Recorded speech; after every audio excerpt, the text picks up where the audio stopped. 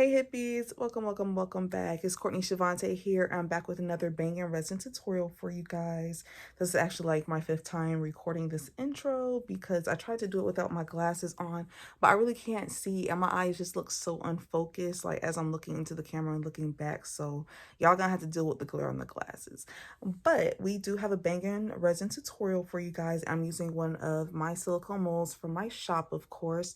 This one says expensive and difficult because baby, can't no one ever say that you did not come with a warning. Okay, this mold can be used for keychains, which I will be making today, but you can also use it for magnets, pins, hair clips, like whatever it is that your mind can conceptualize.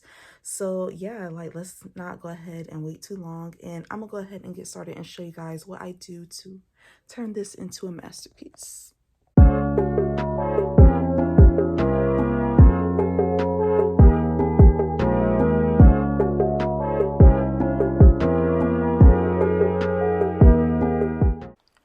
Alright hippies, so let's go ahead and prep our resin, and then we're going to go ahead and prep our molds here. Expensive and difficult, you know the vibes. So go ahead and fill this mold up about halfway with resin. It doesn't take much, maybe about 3 milliliters or so. And you're just going to drag that stick around, making sure there aren't any bubbles trapped into those etchings or into the crevices of those corners of the mold either. Next, I'm taking this glitter mix. This is my Hands Up Cash Out glitter mix, so you can check that out on my Etsy shop. It will be available there. And I'm just taking a little spoonful with my mix stick, and I'm going to mix that in directly into the mold, and then just kind of move and manipulate that glitter a bit using the same stick, so that way I can make sure that the glitter isn't pulling up just in one area and we have like some nice little cute randomness going on. Spray that alcohol and then let that cure.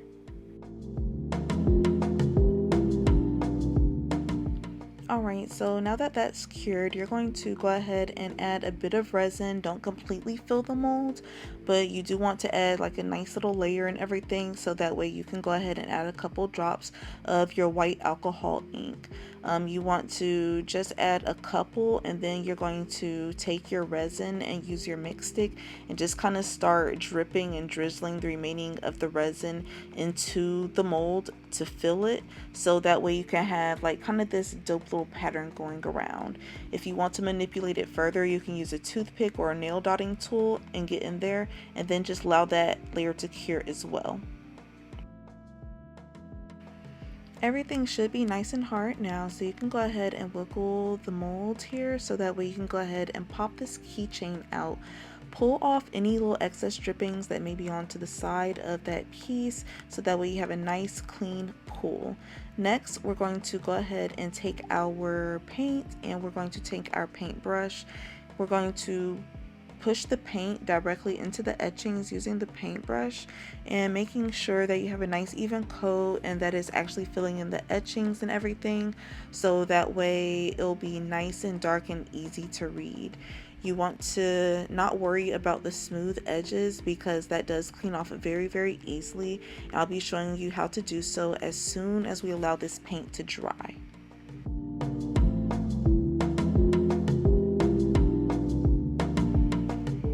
Now we're just going to simply spray some alcohol directly onto the piece and then wipe away the excess using a damp rag. As you can see, that wiped off super easily. That's how easy it is. Now I'm just kind of going along the sides and everything, making sure that I get off any little excess paint that I do not want to be sealed in. Our very next step is going to be adding a little protective barrier onto the back of our piece. I had some other pieces that I was working on as well, so you are going to be seeing me just kind of add a layer of this liquid latex onto the back of each of these.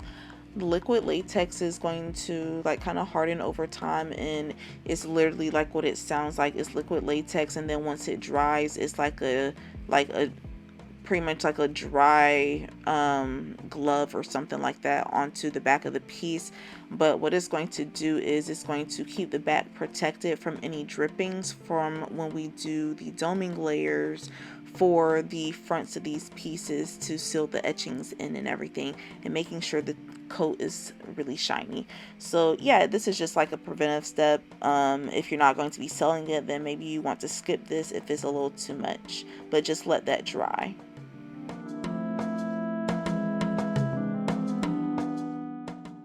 Once the liquid latex is dried, you're going to just go ahead and put an even layer of the resin directly on top of the etchings and the top of this resin piece. Is going to seal everything in. Go ahead and make sure that it's over on the edges and the sides and that there aren't any dents. You also do want to spray some alcohol to release any bubbles that may form. Now that it's cured, it's going to be super simple to get these drippings off as promised. You just go ahead and pull that up from the edge and you see how everything pops right on up and it's absolutely no issue. Then you can just go around on the sides to get any excess, and now we're ready to go ahead and, put on our key ring and our glue-on bail. So I wiped that clean first. I'm actually going to be applying this with nail glue because it's a new method that I tried.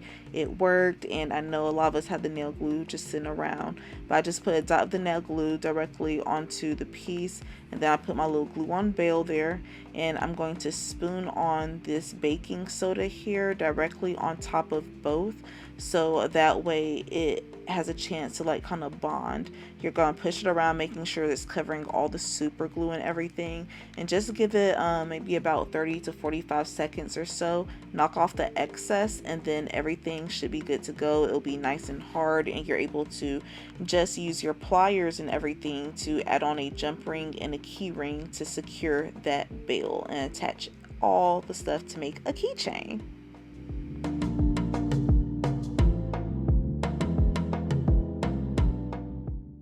Ta-da! This right here is our final project hippie. She is so cute.